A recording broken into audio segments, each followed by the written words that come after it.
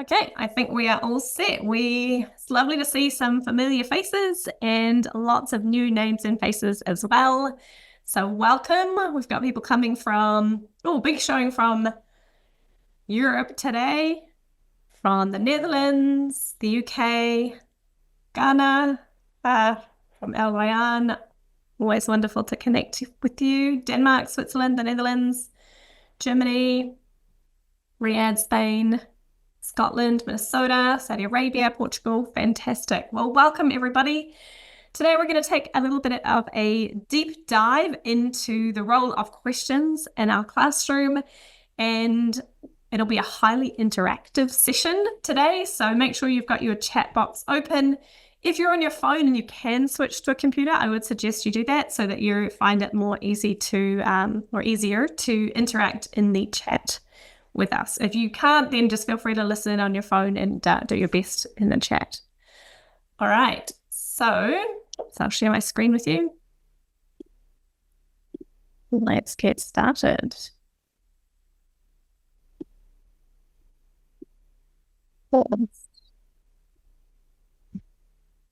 Sorry, I'm just rearranging my screen so I can still see you all.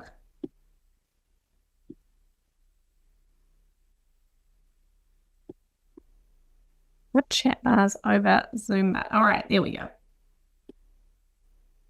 Got it. So welcome everyone.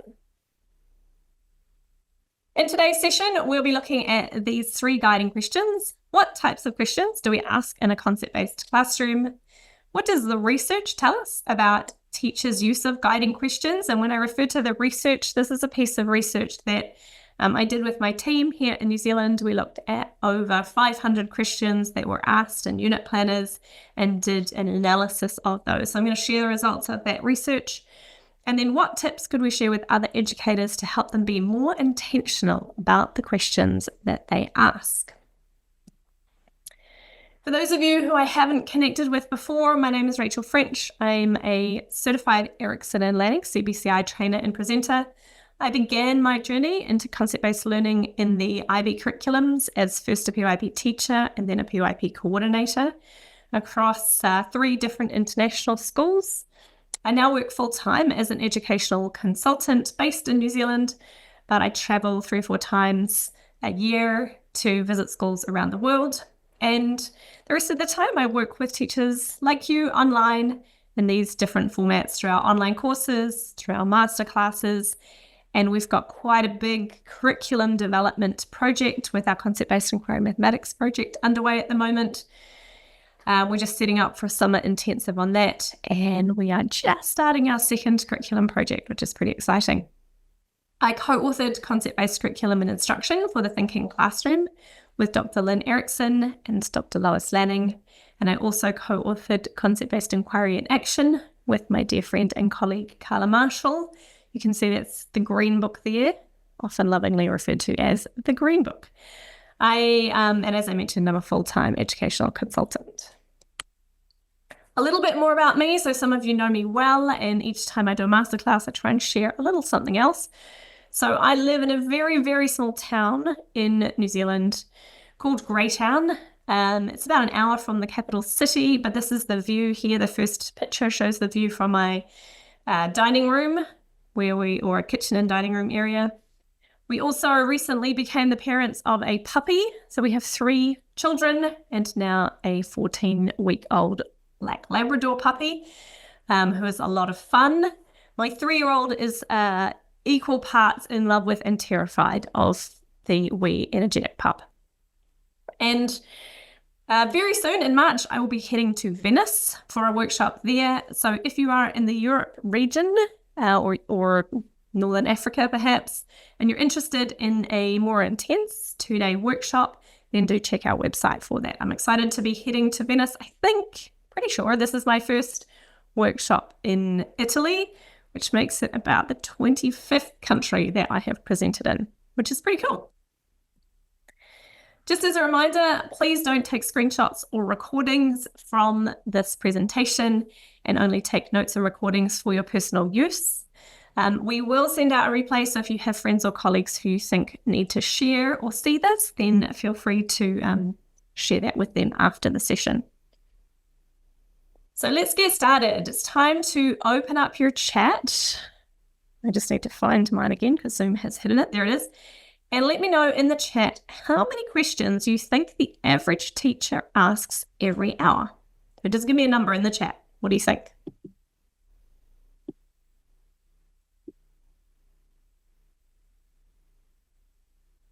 40, 15, 40, 9, 10, 25, millions, 240, 5 to 6, 32. Oh, big range there. Keep them coming. At least 10.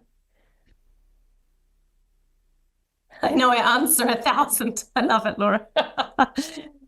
Depends on the topic. About 60, 50. All right, are you ready? This is what the research shows. Teachers ask an average of 50 to 100 questions per hour. This is true of teachers of all grade levels and content areas. And this is research that was done by Connie Hamilton. So 50 to 100 questions in an hour. Oops. Oh, I don't know what happened to our book cover when we went to present. So Connie Hamilton wrote a book called Hacking Questions, which should be there.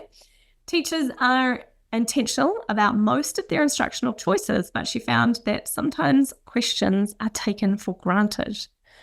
So in today's session, we're going to try and make questioning a little bit more intentional and thoughtful in terms of those 50 to 100 questions that we're asking in an hour. We are using a basis here, or assuming a basis of inductive teaching.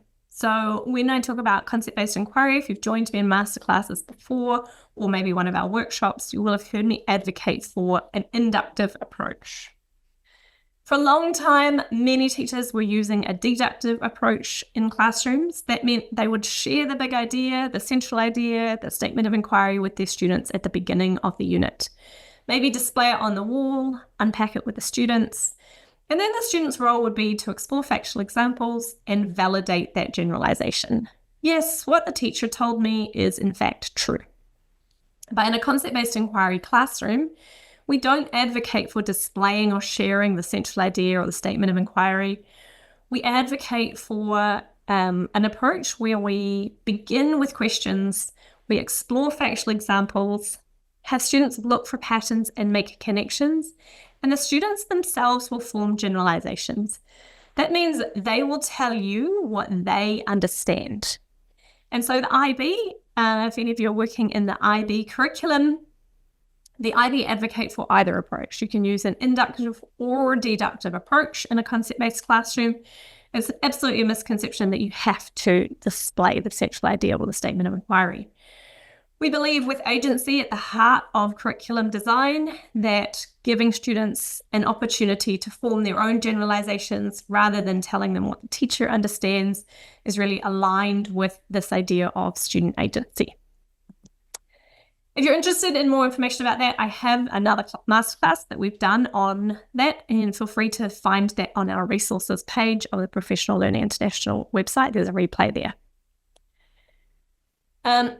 Some research in this book of Make It Stick showed that trying to solve a problem before being taught the solution leads to better learning, even when errors are made in the attempt. And I think that really supports this inductive approach where we're handing the responsibility for solving the problem, for seeing patterns, for building understanding back to the students. And that leads to better, stronger learning. The work that I'm sharing today also assumes that we move beyond just one understanding in a unit to 5 to 9 generalizations. So when I was first introduced to a concept-based approach, I had just one central idea in my unit. But we have students in the classroom we have the unit for 6 to 8 weeks, and our students are capable of more than just one understanding. So that means that we articulate before we start the unit 5 to 9 understandings that we want our students to work through. So here's an example in the English language arts from a certified trainer, Rasha Al-Hagan. She wants her students to understand that effective readers learn various annotation strategies that help them better comprehend a text's purpose, subject, speaker, audience, context, and exegence. She also wants them to understand examples can vivify a subject for an audience by making abstract ideas more concrete, and that stories and anecdotes help illustrate the subject and purpose of the argument and help appeal to the audience's emotions. That the description evokes an audience's sense of emotions and can make the unfamiliar more familiar. That writers analyze two ideas by comparing similarities and contrasting their differences. And so by articulating those 5 understandings across the unit, she's then able to use that as a basis for her question design. So I won't read them all, but here's a couple more examples. This one is from a drama unit, and it was a drama design interdisciplinary unit. Again, the teacher, Lauren, is very clear on the 5 understandings that she is working towards. So she's articulated those, and that becomes the foundation for the questions that she's designing in the unit. Here's another example from physical education. Saskia has really thought intentionally about the 5 understandings that she wants her students to come up with in the unit. The concepts that we can see here in physical education are representing the skills and strategies that students are developing in that unit. So in a concept-based classroom, we take those understandings and we build 4 types of questions around that. Our factual questions, conceptual questions, concept formation questions, and debatable questions. So some of you who haven't heard some of our more recent masterclasses may not have heard of concept formation questions. The concept formation question used to be included in the category of factual questions, but what I found over the years of coaching teachers was that teachers were either asking factual questions or concept formation questions, and often not both, but both are necessary in the unit. So the purpose of the concept formation question, just briefly, is to support students in building a shared understanding of a single concept. So what does that concept mean? Before we ask students to explore the relationship between concepts, which would be our conceptual question, we first want to check that they understand what does this concept mean. All right. So it's your turn now. Open up your chat box, and I want you to explore this along with me. I'm going to show you a question. I want you to put into the chat if you think it's factual, conceptual, concept formation, or debatable. You can just use the letters F, C, Z, and D.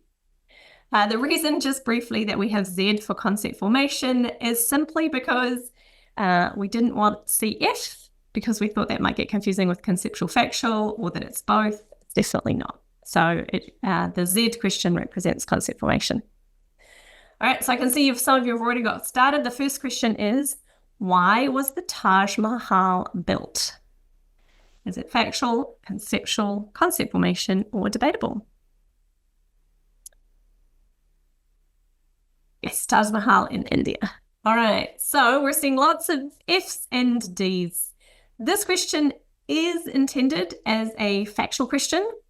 Although there could be different responses to the question, it's not really going to evoke a huge debate. So sometimes there is more than one possible answer or more than one interpretation, but a debatable question would be more when we're really looking for debate and students to argue each perspective.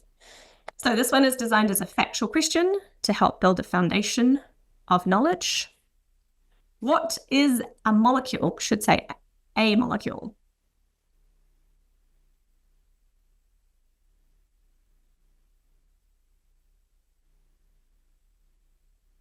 All right, we're getting a real mix here. C's, Z's, and F's. All right, huge mix. Okay, so this question here is designed as a concept formation question, a Z question. The purpose of the question is to help students to understand what the single concept of molecule means. Before we can really understand how molecules work or how they relate to other concepts, they first need to have a definition in their mind of what is a molecule. So that's a concept formation question. Anytime we're just asking for a definition, It's concept formation. Why do readers make inferences? What do you think? Let me know in the chat. What kind of question is that?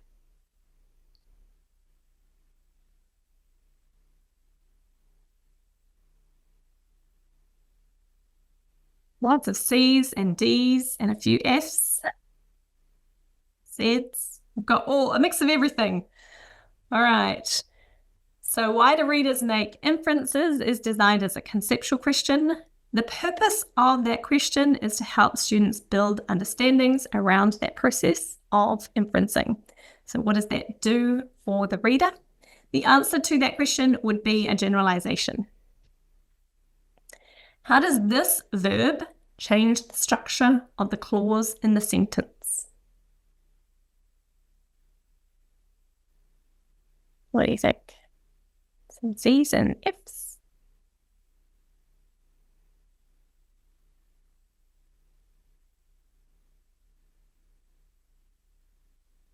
Real mix. All right, this one is designed as a factual question. The purpose of it would be to look for patterns across multiple sentences or paragraphs. We're looking at a specific clause in a piece of text to build an understanding of the relationship between the verb and the clause, making it factual. Now, this one's a little tricky. Is Martin Luther King a human rights activist? What do you think? What kind of question is that?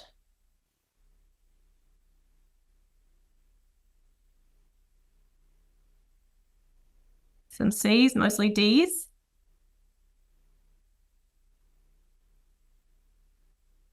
Okay, I warned you this one's a little tricky. This one's actually designed as a concept formation question. The concept that we would be forming here is human rights, and we're looking at examples and non-examples.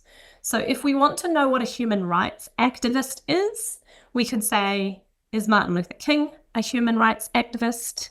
Is Hitler a human rights activist? Is fill in the blank. Okay? Elon Musk, a human rights activist. So we give students a lot of different examples of people throughout history, and we ask them to classify, do they think this person would be referred to as a human rights activist or not? Now, it's not, a lot of you suggested it might be debatable, and it's not to say that there's necessarily a right or wrong answer for each person. If students want to argue that it may be the other side, that's fine, but the intent of the question is to help students to understand what a human rights activist is and what are some of the traits of human rights activists. What happens when two or more substances are mixed? What kind of question is that?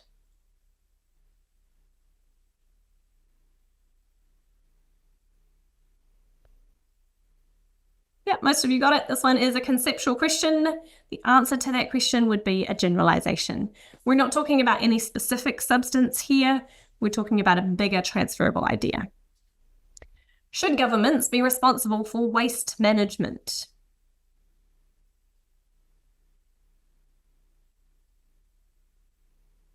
You're right, this one is debatable. There's absolutely no right or wrong answer, and we want students taking and defending opposing stances here and getting into the habit of respectfully debating and justifying their thinking. What is digital citizenship?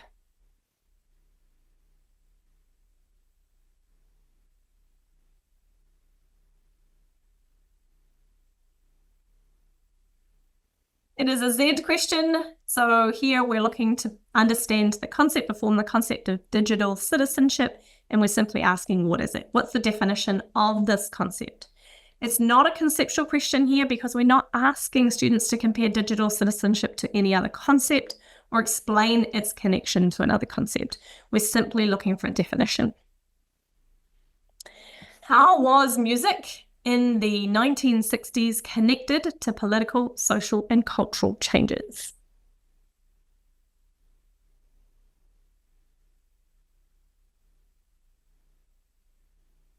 All right, got a few C's and lots of F's. Oh, we've got the whole spectrum. We've got some Z's and D's in there as well. So this one is intended as a factual question. The reason it's factual is because it's locked in time, place, and situation. We're referring specifically to the music of the 1960s. That would help us eventually to build a bigger understanding of the way music is connected to political, social, and cultural changes in a timeless way throughout history. But this specific question is helping students to think about particular musicians and bands of the 1960s, locking it in time, place, and situation. Yeah. What did the reaction look like 1 minute after it started?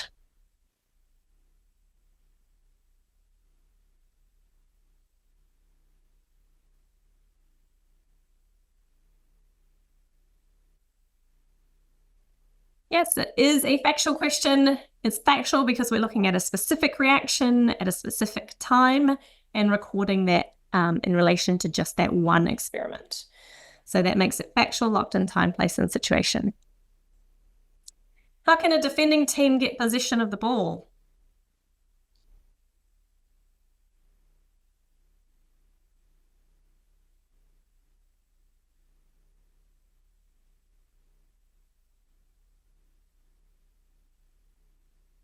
All right, this one is conceptual because we're asking how can any defending team? We're looking for bigger strategies that would work across multiple games and building to a conceptual understanding.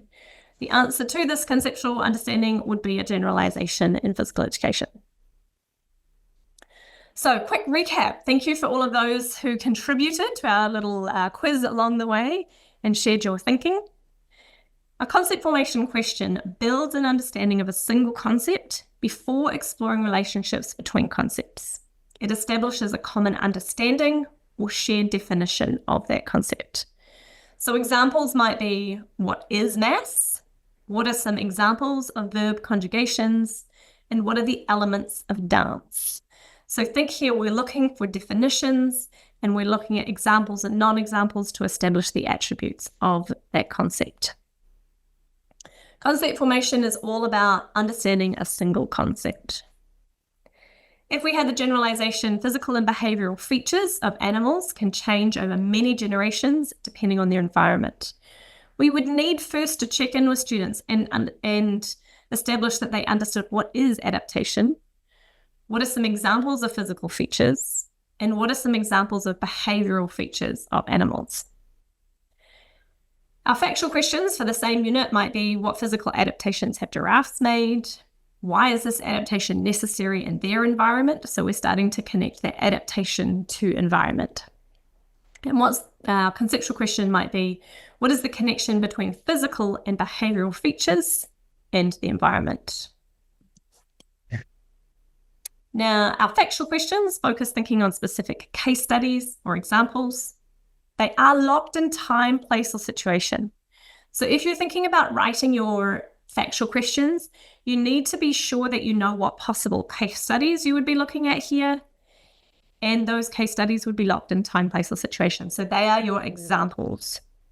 They help to provide examples of the generalization and provide substantiation for responses to the conceptual question. So they would be your evidence, right? When the teacher says, okay, justify your thinking, you need to be able to go back to specific examples to justify that thinking. If our generalization was teams function best when individuals know their responsibility, our factual questions might be, what is your responsibility within the team to complete this task? Or was each member of your team clear on their responsibility today? Why or why not? Did a lack of clear roles and responsibilities make it hard to complete the task today? So in this case, our case study is the students themselves. We're giving them an opportunity to reflect on their own learning, and they become the case study for teamwork. Okay? Sometimes our case studies would be events in history. Sometimes our case studies would be a mathematical problem. Sometimes our case studies would be a scientific experiment. But we're asking about a specific example or situation in our factual questions. Our conceptual questions ask about conceptual relationships. They help students to see patterns and make connections. They delve deeper and require more sophisticated levels of cognitive processing and thinking. And they're transferable across multiple examples and situations. The answers will be the generalization. So if our generalization was in a chemical reaction, the atoms that make up the original substance regroup into different molecules with different properties from those in the reactants. This is modified from the NGSS standards. Our conceptual question might be, what happens to the atoms in a chemical reaction? Right? The answer to that question is the generalization. Okay, and we're going to look at that in a little bit more detail. And our debatable questions, it's really important with our debatable questions that there is no right or wrong answer, but the answer must be defended. It requires analysis and synthesis of different sources and perspectives, and we're expecting students to take opposing viewpoints. You only need 1 or 2 debatable questions for each unit. You don't need 1 for every understanding. If we wanted our students to understand that migrants often experience discrimination or prejudice, we might ask questions like, should people be free to migrate without the restriction of immigration laws? Or should migrants, residents, have the same legal rights as citizens? So let's delve a little deeper now into our research. So I asked a team here in New Zealand to take 500 questions and their related understandings from a large number of unit planners that had been submitted from all different grade levels and all over the world. The question that I was asking is, do conceptual questions scaffold students' thinking to the intended understanding? So what do you think our research showed? The way I grouped the questions were conceptual questions that did align to the generalization, conceptual questions that didn't lead to the intended conceptual understanding, and generalizations that didn't have a conceptual question. So in the chat box, I just want you to write 1, 2, 3 and give me a percentage. How do you think this worked out? What percentage of conceptual questions do you think do align to the generalization? What percentage do you think don't lead? And what percent do you think don't have one? Just have a little bit of an estimate.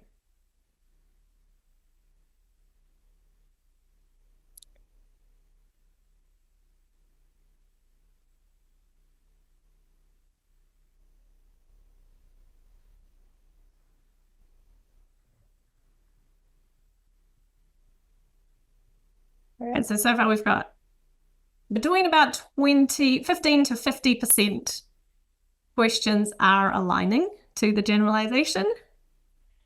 15%, 50%, 40, 40, 20, 30, 70, 50. Right, that's what you would hope for, right? At least 70% of questions, we would want up here, at least 70% of questions did align with the generalization and less down here. We've got here 60% did, 30% did not, 10% down here. All right, you ready to see the results? Of all of the units that we looked at, only 27% of questions scaffolded thinking to the generalization. 67% of conceptual questions did not lead to the intended generalization, and 5% of generalizations didn't have conceptual questions. So frankly, we need to do better. If more than 70%, if we look at these two combined, if more than 70% of our questions that we're asking students in classrooms aren't scaffolding their thinking to the understanding that we want them to reach, then it's no wonder that our students aren't being successful in thinking conceptually. We need to be able to flip these numbers and really get more than 70% of questions that are on track, hopefully 100%. So let's look at some examples of what that might look like. One of the conceptual questions was, how can people resolve conflict arising from sharing limited natural resources? So think about that question. That's a question. Imagine that you were asked that question in a classroom. What do you think the answer is? I'll give you a moment in the chat to respond. How can people resolve conflict arising from sharing natural limited resources? If you don't have time to write a whole generalization, just write a few of the concepts that come to mind in terms of how we resolve conflicts.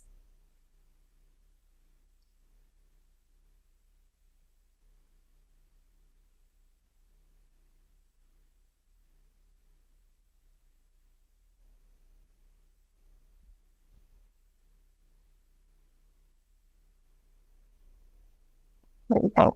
Can see if you're typing. People can resolve conflict arising from shared natural resources through negotiation and trade. Fantastic, Jane. That would be a great generalization for this question. Anyone else have a go?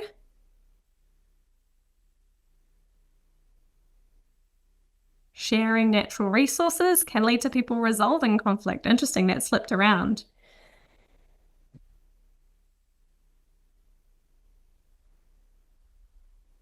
All right, so sharing it. All right. Through negotiation, absolutely. Through careful resource planning and collaboration. People can negotiate and compromise, problem solve, use wisdom. All right. So I'm going to show you where they went. The generalization that was intended was limited access to dwindling natural resources often creates local and global conflict. Can you see the problem here? If teachers ask this question, they're not going to come to this generalization. In fact, they've actually assumed that students already understand this generalization within the question that's being asked. So we need to be making sure that there's a better alignment. When you ask the question, the answer needs to be the generalization that you're looking for. Now, in actual fact, sometimes the questions are closer to the intended understanding than the generalization. So one teacher had writers use specific language when explaining to others. That was the generalization or conceptual understanding that they were working towards. But their questions were, how do writers choose which words to use when writing? Well, we can see here how do writers choose which words to use when writing doesn't get us to writers use specific language when explaining to others. They're related, but this is not the answer to the question. How can writers paint a picture in the reader's mind? And how does the language used change the purpose of the text? So all great questions, but look what happens. How do writers choose which words to use when writing? The generalization that students would likely come to would be writers consider the audience, purpose, style, and context to inform word choice. If they asked, how can writers paint a picture in the reader's mind, then likely we would get to an understanding like writers paint a picture in reader's mind through specific words and phrases that create mental images, bringing the description to life and making the scene more vivid and memorable to readers.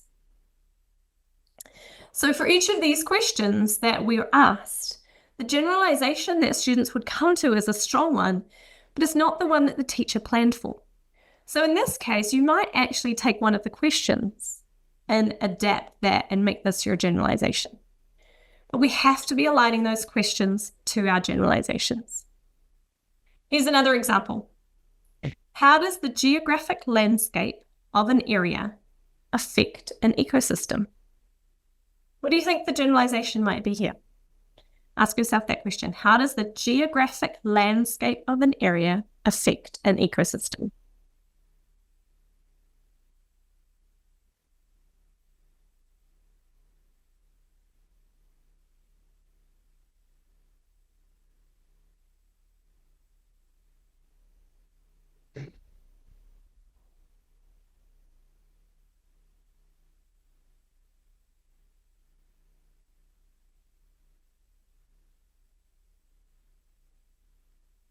So thinking about different landscapes, weather. What else is coming up?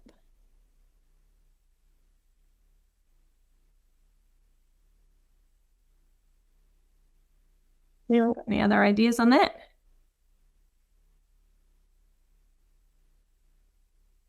That will affect the vegetation, absolutely. The resources available. It prescribes what will thrive there. Fantastic. Different landscapes can have significant impact on the ecosystem. We understand that geographic landscape can affect living things in the area. Fantastic. All right, so let's have a look at where the teacher was hoping students would get to with that conceptual question. Ecosystems are controlled by external and internal factors that can change. Okay, so we can see here the question and the generalization are related, but no one actually expressed it in this way, that ecosystems are controlled by external and internal factors that can change. We actually listed one of the factors up here in the question. So if this is where we want to get students to, you would need to change the question. Here's another example. How does text structure help to convey the author's point of view? What do you think the generalization might be?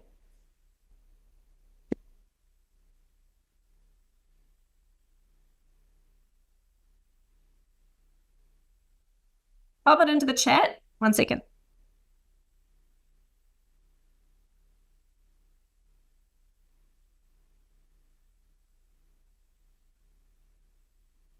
Just reminding the office that in the middle of a masterclass.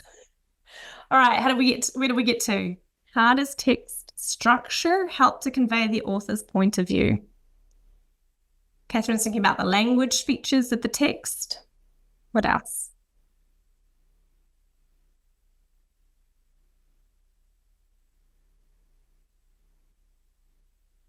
Authors use various strategies to express themselves. Thinking specifically about text structure here. The author's point of view can be conveyed by their choice of text structure. All right, let's see where the unit writer was going with this. Using precise language, various methods of argument and logical structure provides the foundation to evaluate text. So can you see how if we ask this question, it's going to be really difficult for students to come to this answer.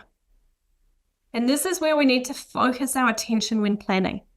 Sometimes we race through the development of questions, but if we're not really intentional about what we want students to answer that question with, we're not setting our students up for success. The questions need to be a pathway to students thinking, to that understanding. Okay, so we have to provide that pathway to understanding through the questions that we're asking. What would happen if a group of animals completely disappeared from an ecosystem? What do you think the generalization would be here?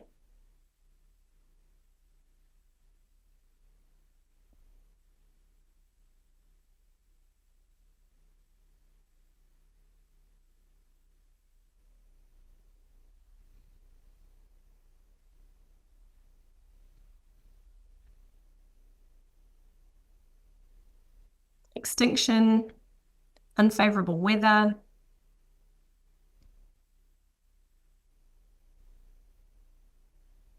What would happen? What would happen to the ecosystem if a group of animals in that ecosystem completely disappeared? So we're seeing ideas of impacting the balance, the impact it would have on other populations. Living things interact in ways that affect the balance of an ecosystem. Ecosystems destroy the delicate ecological balance. Animals disappearing would imbalance the ecosystem, right? Biodiversity loss, extinction. All right, let's see where they were going. A food web shows relationships among species in an ecosystem and how living things get the energy they need. So this is where we're sitting with almost 70% of questions that teachers are asking. The question isn't getting to the generalization. There's great ideas here in this generalization about how living things get the energy they need, but this question won't get them there. Right? So if our questions aren't on point, our students aren't going to build the understandings that we are working towards in that unit. So I want you to start to ask yourself, what is the answer to the conceptual question? For those of you who are coaches, who are curriculum coordinators, who are working with teams and unit designs, maybe team leads, make sure you are consistently asking this question. What is the answer to the conceptual question? What should the answer be? Let me know in the chat. What should the answer to the conceptual question be?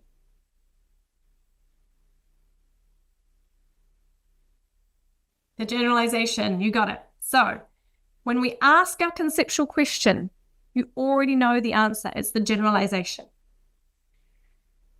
If you need to, ask AI.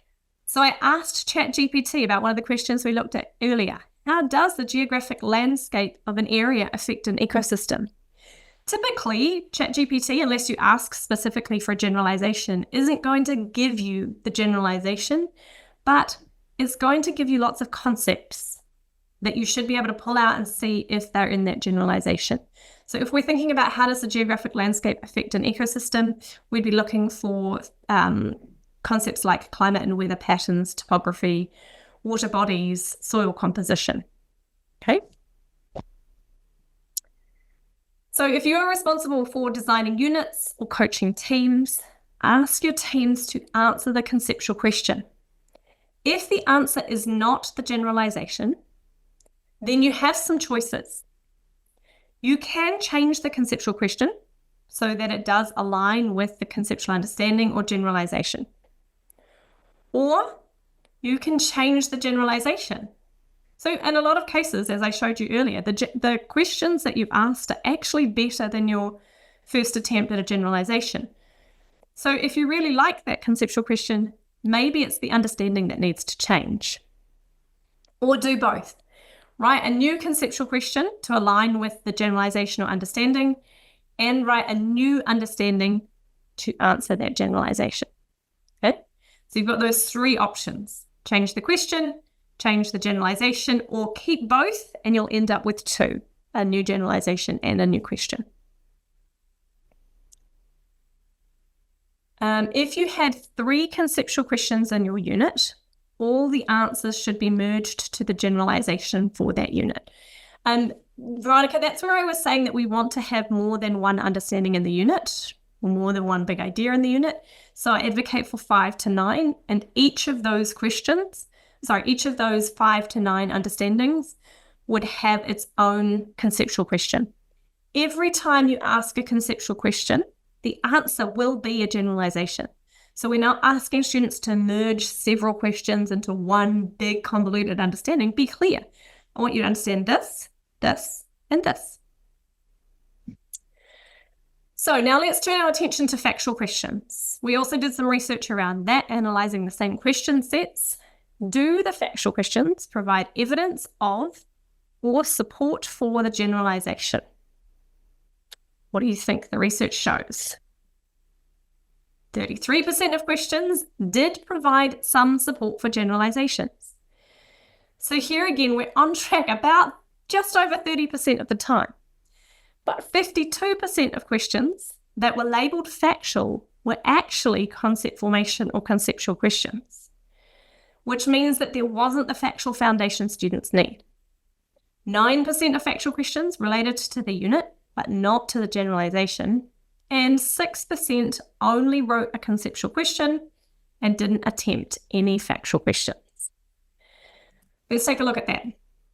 So if the generalization was a shortage or excess of resources can promote innovation or creativity, then the questions for this generalization were, what is innovation? What type of question is that? It's not a factual question. What type of question is it?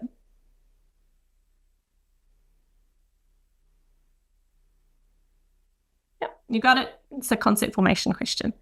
So this question was simply mislabeled. It's a concept formation question, very important one. We've got innovation up here, so we do need to check that students know what it means, but it's a Z question. How does availability of resources lead to innovation? Also not a factual question. What type of question is it?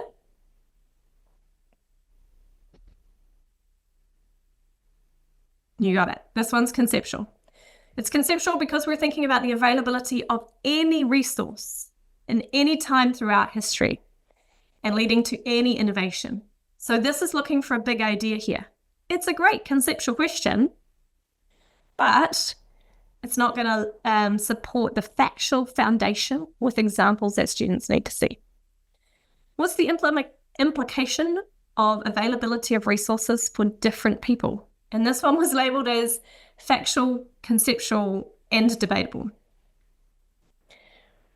What kind of question is it?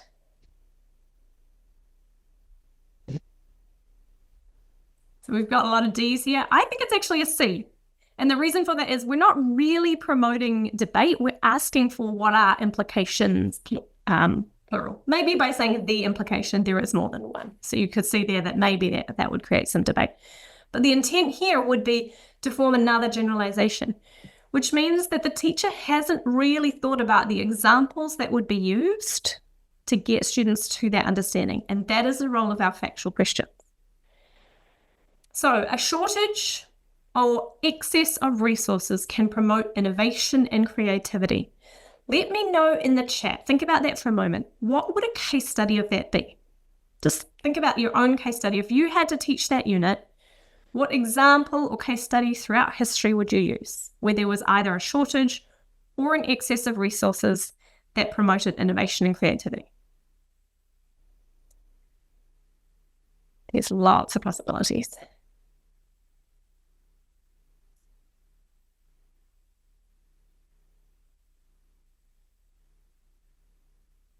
Definitely. And look at both of you together independently. You said wartime and World War II. Absolutely. Ancient Civilizations unit for grade 6. Absolutely. What else? What would be some specific examples where there was a shortage or an excess of resources? Fossil fuel shortage. Perfect. Absolutely. A good current one.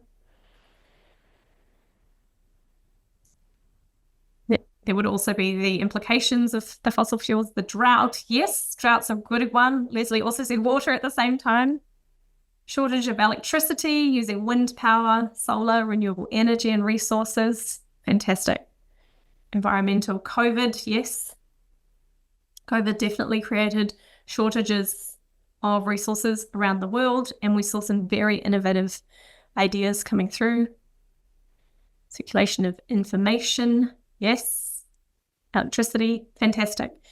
So where my mind went, strangely, I'm just going to show you an example of what you could do with factual questions. Here, the great thing about the factual questions is every teacher can ask different factual questions and still use the same conceptual questions. So I want to show you some factual questions. My mind went back to a story that I was told many, many years ago about canned orange juice. So the factual question would be, who developed canned orange juice and why?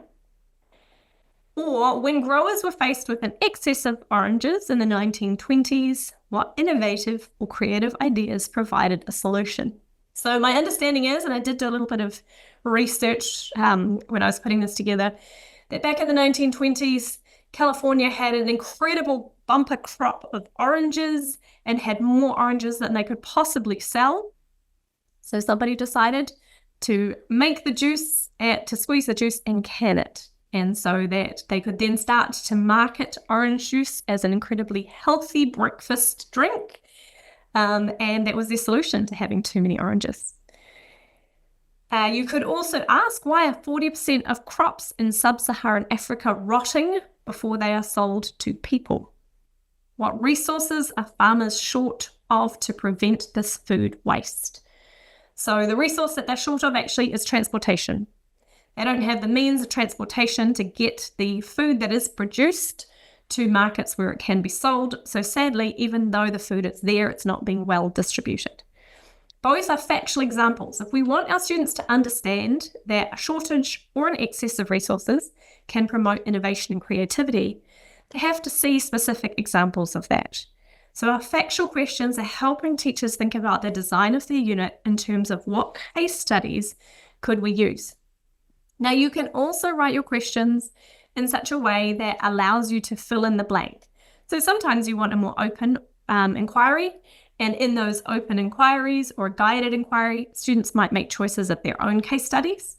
So you can write the questions in the way that you'll fill in the blank, and I'll show you an example of that soon. So here's my sort of checklist or top tips for questioning.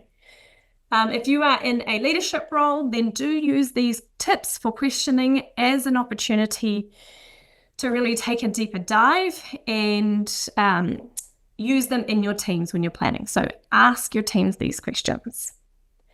My first top tip is be intentional about your questions. So don't skip over this part of your unit planning. If you are using a unit planning tool, that has you group all of your questions together in one place, but you actually have multiple understandings, then I would suggest that you start to change that tool that you're using, your unit planner, so that you can link questions to understandings. For every understanding that you have in your unit, you need to be able to articulate the questions that are specific to that understanding. My next tip is treat the conceptual question like it's a game of Jeopardy. So in Jeopardy, you have the answer, you have to come up with the question. We want you to do that here. If our understanding was, in order to estimate measurements, people can use reference, such as the known size of familiar objects or of standard units of measure. That was the understanding that we wanted our students to come to. Let me know in the chat, what could the question be? Okay, you've got the answer. What would the question be? Now, try and think about it in terms of not giving it too much away. Remember, they've already done their research, they've done their investigation.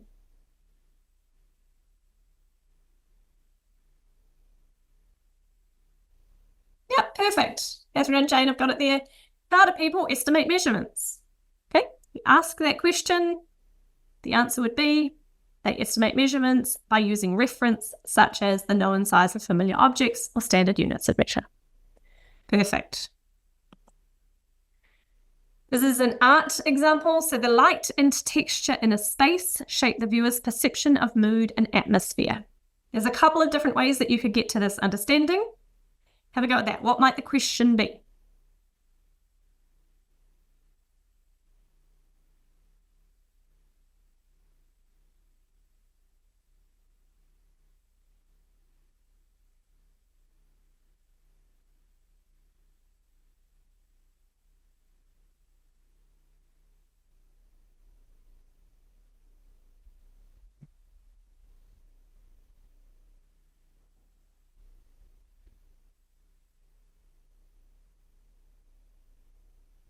So you could go at it two different ways, and we've got them both there in the chat there.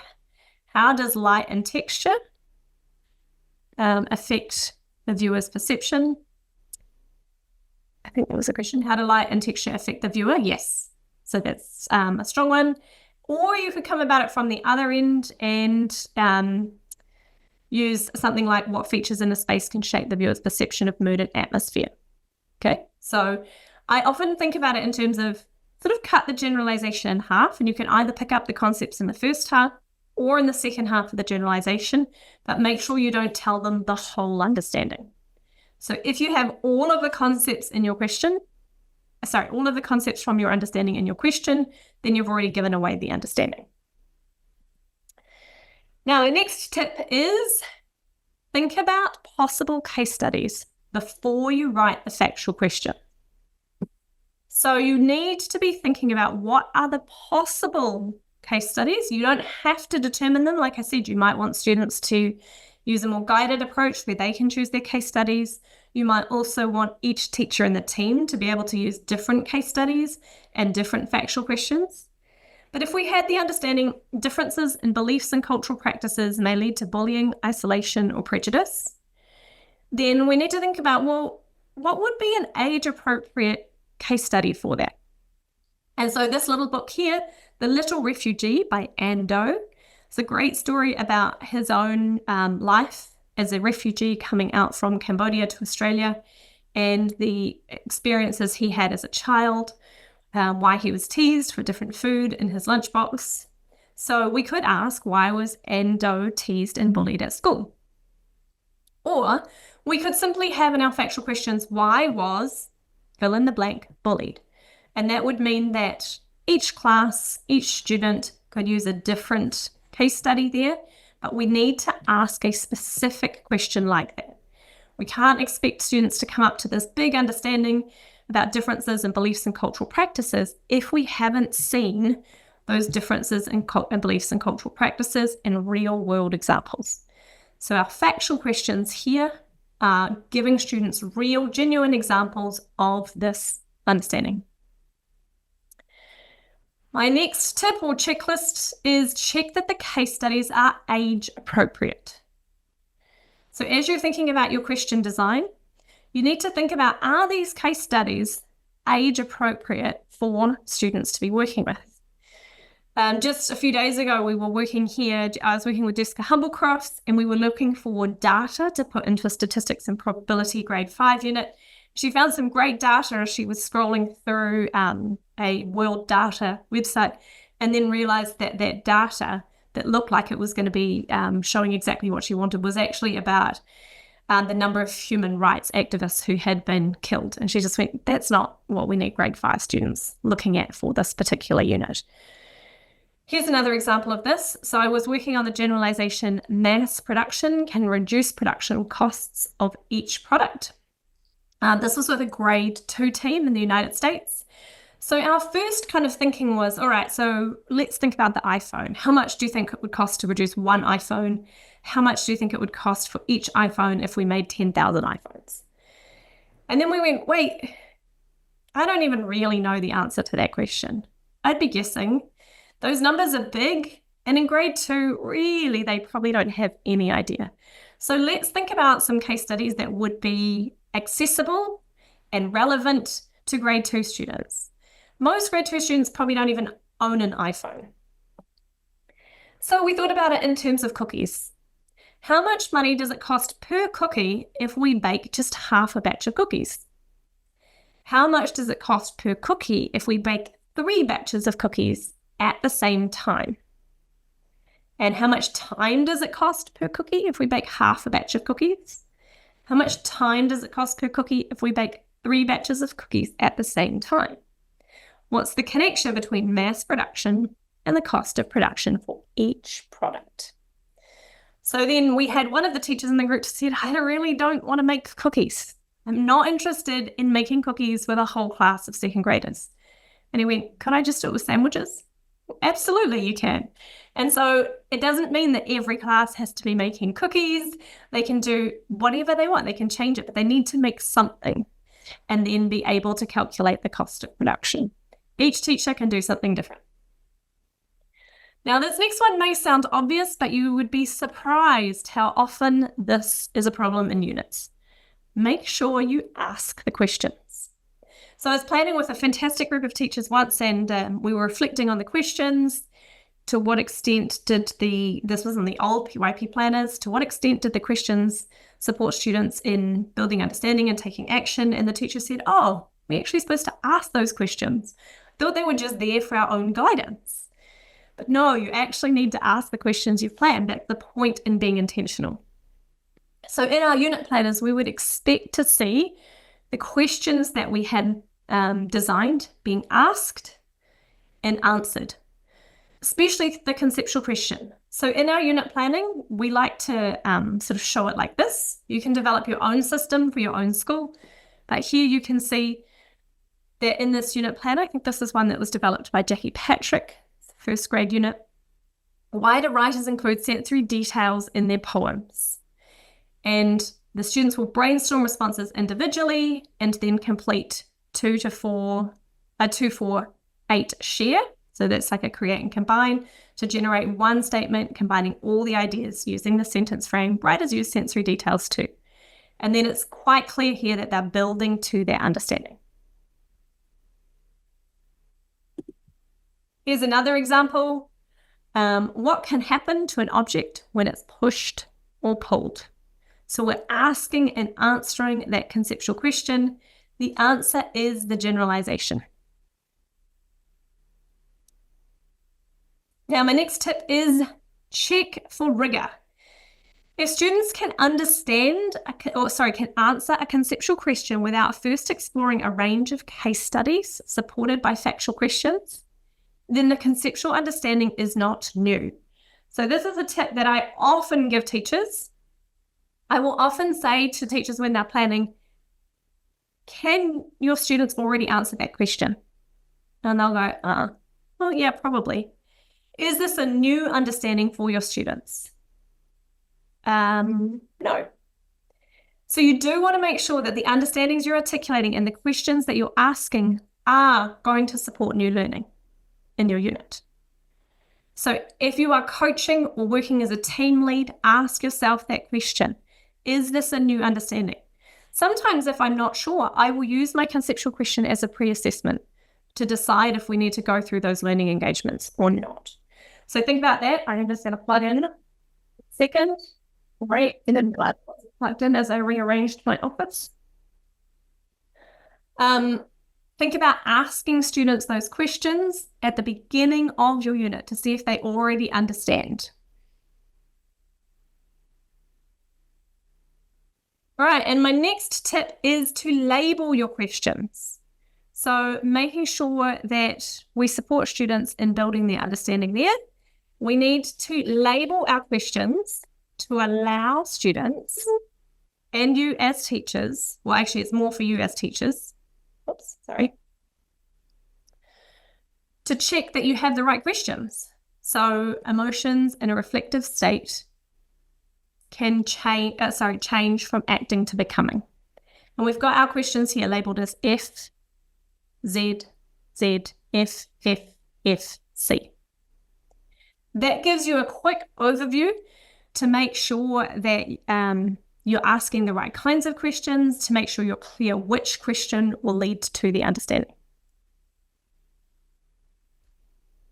All right, so that's it in terms of tips and checklists from me. I'm going to stop sharing now. If you have any questions, pop them in the chat now. I'd love to hear your questions about questions. And if you are in a position who is a position to be supporting teachers, to be coaching teachers, then do think about the way that you are really analysing questions with your teams. If you're interested in learning more about this, some of you are already in the Trainer Certification Institute. Each year we run a Trainer Certification Institute for those who are interested in leading professional development and becoming curriculum leads in their school or supporting teams with planning. It is a year-long certification institute, and that supports you in becoming an Erickson and Lanning certified trainer.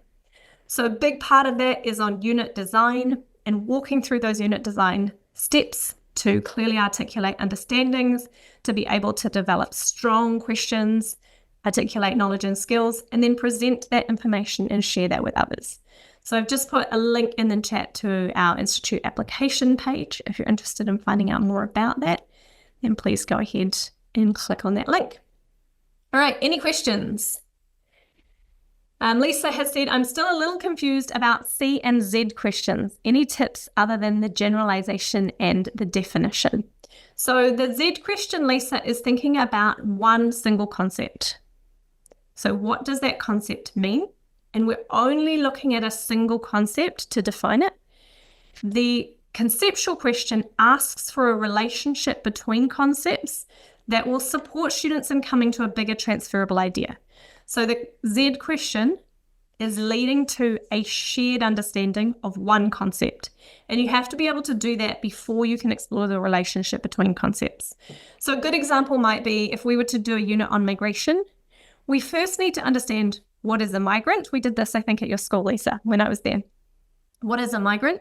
Before we can ask students a conceptual question like what motivates migrants, which is pairing two concepts together and looking for the relationship between the concepts. If we wanted students to understand something in a unit that I was planning last week in maths was around measures of central tendency. So we first need to make sure that students understand what is a measure of central tendency, what are the different measures, mean, median, and mode, before we ask students, why do mathematicians use measures of central tendency, which helps to build to an understanding like mathematicians use measures of central tendency in order to summarize a set of data with a single value. So think about it in terms of what does the concept mean? The second one will lead to that bigger understanding and is exploring relationships between more than one concept. Usually your Z question will either be what is, and you're looking for the definition, or what is the definition of, or it will be what are some examples of, or is this an example or non-example? So that's your Z questions. Your conceptual question helps to see what's that bigger relationship. Great. The maths examples help. Fantastic. All right. Any other questions? Can't see any. All right. Well, I wish you well with your journey back in your schools, developing and refining your questions. Together, our goal is to transform education. So let's start transforming those statistics and getting it up to that 50, 60, 70% of questions are leading to the generalization, and one day we'll make it to 100%. Where all teachers are asking questions which help to lead students or path students' thinking to the understanding that we are working towards.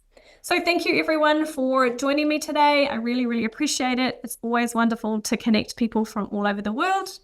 And we'll see you next month. These masterclasses we have every month.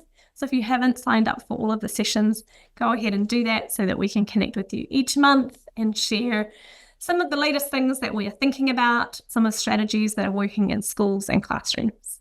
So thanks everyone. See you next time.